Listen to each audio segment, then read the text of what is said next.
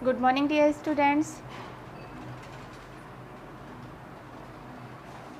Today we are going to solve some question of your exercise 1.1. आज हम आपकी exercise के कुछ क्वेश्चंस यहाँ पर सॉल्व करेंगे. We have already done in earlier classes all theory या all summary of this chapter and international and Indian system of numerations, expanded form, place value, face value. We already study about these topics in previous classes. Okay. Now here we solve some questions of your exercise 1.1. We take question number 5th of your exercise 1.1 is write all the 3 digits number using the digits 6, 7 and 2 using each digit only once. That means आपको यहाँ पर 3 digits number लिखने हैं. किन किन numbers का उपयोग करके यूज़ करके 6, 7 एंड 2 का यूज़ करके आपको 3 डिजिट्स नंबर लिखने हैं.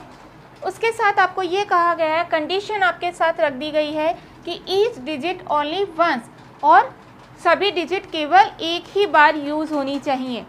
आप 3 डिजिट्स नंबर लिखेंगे. इन गिवन डिजिट्स को यूज़ करके 3 डिजिट नंबर लिखने हैं हमें, और उसके साथ ये भी ध्यान रखना है कि सारी डिजिट केवल एक ही बार रिपीट होनी चाहिए, बार बार रिपीट नहीं होनी चाहिए. Now solution of this question, let start. Keeping 6 at one's place 3 digit numbers are 726 and 276. Means आपके सामने 672 ये 3 डिजिट दी हुई है 672.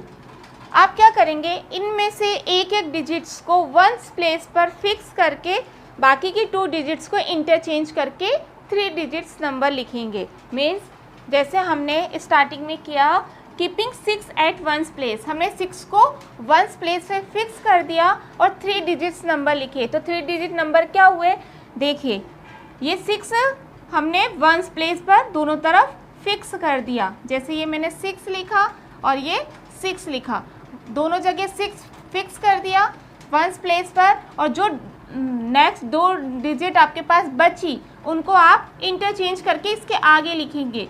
तो 7 2 एंड 2 7.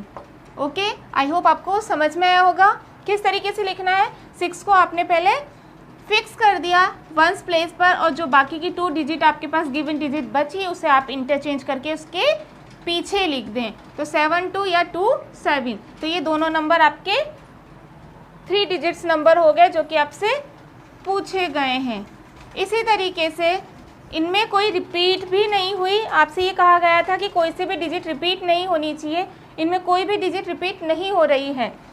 सिमिलरली कीपिंग, अब की बार हमने 7 को वंस प्लेस पर फिक्स करेंगे.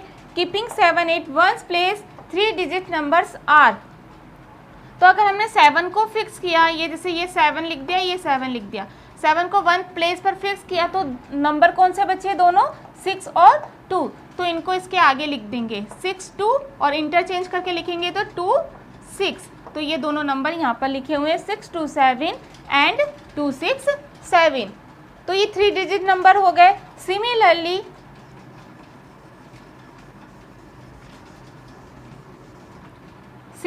हम अब की बार किसको फिक्स करेंगे, 2 को. तो keeping 2 at one's place 3 digits numbers are. तो 2 को अगर हमने फिक्स किया, तो अब 2 को फिक्स करने पर 2 नंबर कौन से बचे, 6 एंड 7. तो इसको आप आगे करके रिवर्स करके लिखेंगे, इसके पीछे लिख देंगे 6 7 और 7 6.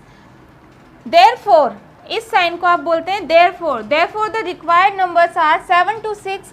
अब इन सब नंबर्स को लिख देंगे. पहले में क्या हुआ, 7 2 6 2 7 6, comma 6 2 7 2 6 7, comma 6 7 2 and 7 6 2. This is the answer of required number of this questions. इस क्वेश्चंस के ये रिक्वायर्ड नंबर्स हैं जो कि 3 डिजिट्स नंबर्स हैं, और इनमें कोई सी भी डिजिट्स रिपीट नहीं हो रही, जो कि आपसे क्वेश्चन में कहा गया था कि इन तीनों नंबर्स को यूज़ में लेते हुए 3 डिजिट्स नंबर लिखने हैं जिनमें कि कोई भी डिजिट रिपीट नहीं होनी चाहिए. तो ये इसका आंसर है. आप फर्स्ट डिजिट को फिक्स करें और उसके पीछे जो 2 डिजिट्स बची उन्हें रिवर्स करके लिख दें, तो आपकी 3 डिजिट्स नंबर बन जाएगा. Here We take a next question of question 6. Find the difference between the number 631 and the numbers obtained by reversing the digits. That means आपसे ये क्या कह रहा है कि आपको ये नंबर है 631 और इसका रिवर्स नंबर करेंगे तो जो रिवर्स नंबर करने पर जो नंबर आपके पास आएगा उसका और ये गिवन नंबर का डिफरेंस क्या होगा। क्या कहा कि ये जो गिवन नंबर आपके पास है 631 जो गिवन नंबर है, अगर आप इसका रिवर्स नंबर निकालेंगे तो रिवर्स नंबर निकालने के बाद जो आपके पास नंबर ऑब्टेन होगा उस नंबर का और इस गिवन नंबर का डिफरेंस क्या होगा। तो here we take a solution of this questions. Now start. Here given numbers, आपको यहाँ पर नंबर दिया हुआ है, क्या दिया हुआ है 631, 631 आपके पास नंबर गिवन है। Taking by reversing the digits obtain number is, अगर आप इसका रिवर्स करें, रिवर्स का मीन्स होता है उल्टा करना, अगर आप इसका उल्टा करें तो आपके पास क्या नंबर प्राप्त होगा, आपको क्या ऑब्टेन होगा नंबर, रिवर्स करने के बाद मतलब उल्टा लिखना, तो 136। तो taking by reverse the digits obtain number is 136। यहाँ से स्टार्ट किया, रिवर्स लिखना उल्टा लिखना तो 136, तो नंबर क्या आया आपके पास 136। अब इसने ये कहा है कि जो आपके पास नंबर है और जो आपका रिवर्स करने पर नंबर आपके पास आया, इन दोनों का डिफरेंस क्या होगा। तो डिफरेंस मीन्स क्या होता है, सब्ट्रैक्ट करना, माइनस करना। तो इन दोनों को रिक्वायर्ड नंबर इज या रिक्वायर्ड डिफरेंस क्या आ जाएगा, इसमें से आप इसको सब्ट्रैक्ट कर देंगे तो आपका आंसर आ जाएगा। ओके,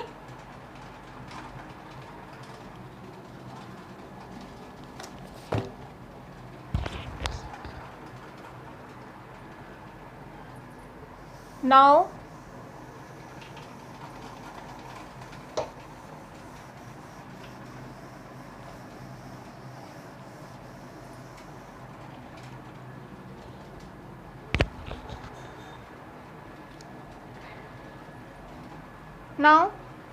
अब हम यहाँ पर एक कंपेयरिंग टेबल बनाएंगे जो हमने इंडियन सिस्टम और इंटरनेशनल सिस्टम में पढ़ी थी, जो कि आपकी यूज़ होगी क्वेश्चन नंबर 9 में। तो आपको मैंने इंडियन सिस्टम ऑफ न्यूमरेशन और इंटरनेशनल सिस्टम ऑफ न्यूमरेशन की टेबल समझाई थी और उसमें दोनों में डिफरेंस बताया था कि दोनों में डिफरेंस क्या होता है। तो हम कंपेयरिंग टेबल बनाते हैं।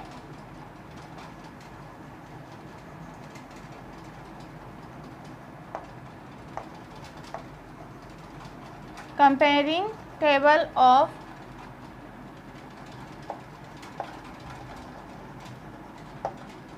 Indian system and international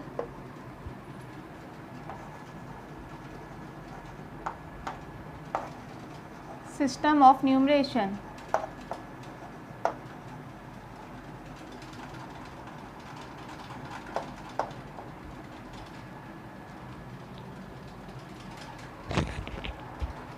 तो आप टेबल बनाएंगे।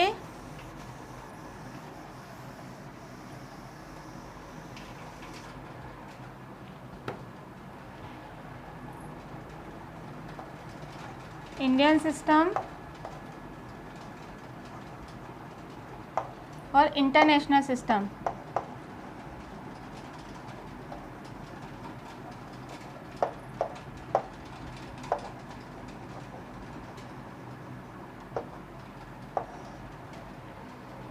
One lakh is equal to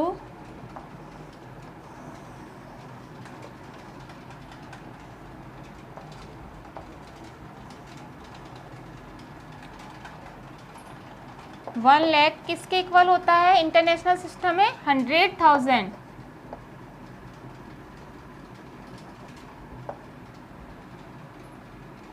$10 lakh is equal to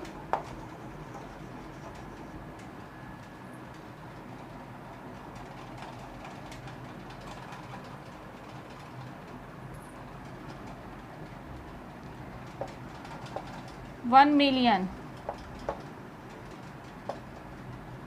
10 lakh is equal to 1 million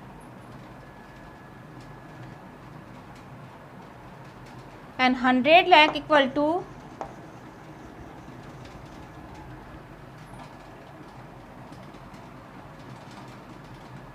1 crore.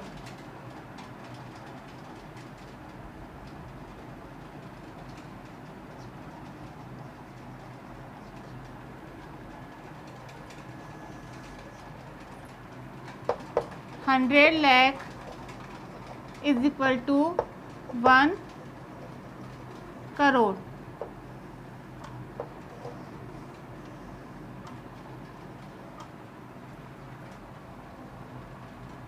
$1 crore equal to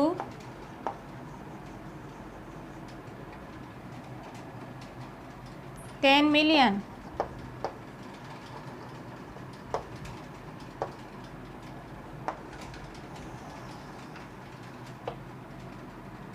And 10 crore equal to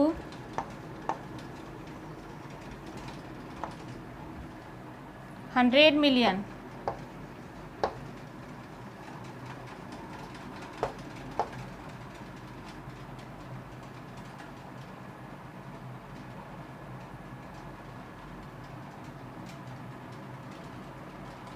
yes,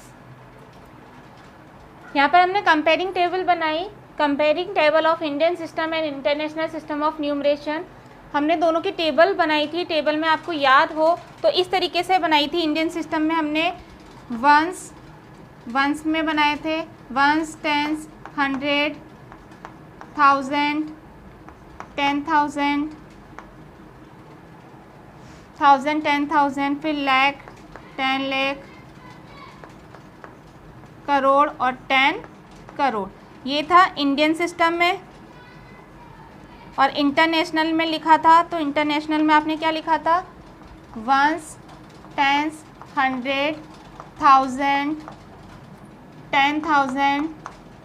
lakh की जगह क्या ये यूज हुआ था? 100,000। तो हमने यहाँ पर यही लिखा है 1 लाख इज इक्वल टू किसके बराबर होता है? 100,000 के। तो ये 1 लाख किसके इक्वल होता है? 100,000 इंटरनेशनल में। फिर 100,000 के बाद क्या था? मिलियन। तो 1 मिलियन किसके इक्वल होगा? 10 लाख। तो 1 मिलियन इक्वल टू 10 लाख। फिर 10 मिलियन, तो 10 मिलियन किसके इक्वल टू होता है? 1 करोड़। तो 1 करोड़ इक्वल टू 10 मिलियन। फिर उसके बाद बिलियन, 10 बिलियन और 100 बिलियन। इस तरीके से हमने टेबल ड्रॉ करी थी। तो जो बिलियन होगा वो किसके इक्वल होगा? 10 करोड़ के बराबर।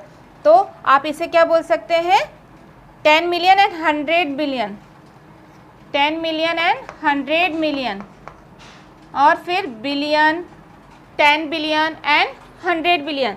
तो जो 100 मिलियन है वो किसके इक्वल होगा? 10 करोड़ के बराबर। तो आप ये टेबल बनाकर जो आपने इंडियन सिस्टम और इंटरनेशनल सिस्टम की जो टेबल बनवाई थी हमने, वो दोनों आप कंपेयर करके ये टेबल आराम से लिख सकते हैं। आपको लर्न करने की ज़रूरत नहीं है। ये आराम से आप उससे अपने आप लिख सकते हैं कि जो 100,000 है वो किसके बराबर होगा? 1 लाख के बराबर। मिलियन, 1 मिलियन किसके इक्वल होगा? 10 लाख के इक्वल। 10 मिलियन किसके इक्वल होगा? 1 करोड़ के इक्वल। एंड 100 मिलियन किसके इक्वल होगा? 10 करोड़ के इक्वल। सिर्फ ये टेबल से ही आपने ये मैंने लिखा हुआ है। और 100 लाख किसके इक्वल होता है? 1 crore. This is use of this table of question number 9 of this exercise 1.1। ये जो आपको ये टेबल बनाई है क्वेश्चन नंबर 1.1 के 9 क्वेश्चन में यूज़ होगी।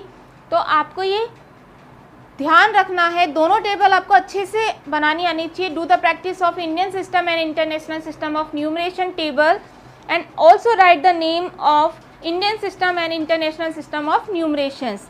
आप नाम लिखना सीखें, टेबल्स के थ्रू आप नाम लिखें और टेबल्स की बार बार प्रैक्टिस करें। तो आपको ये लर्न करने की ज़रूरत नहीं पड़ेगी। आप टेबल से ही डायरेक्ट ये बता सकते हैं। और अगर आप टेबल लर्न नहीं करेंगे तो आपको ये लिखने में बहुत प्रॉब्लम आएगी कि 1 मिलियन किसके इक्वल है, 100,000 किसके इक्वल होता है। ओके, तो you have done all exercise 1.1 in your fair notebook and I'll meet you next topic with next class. Take care. Thank you. Bye.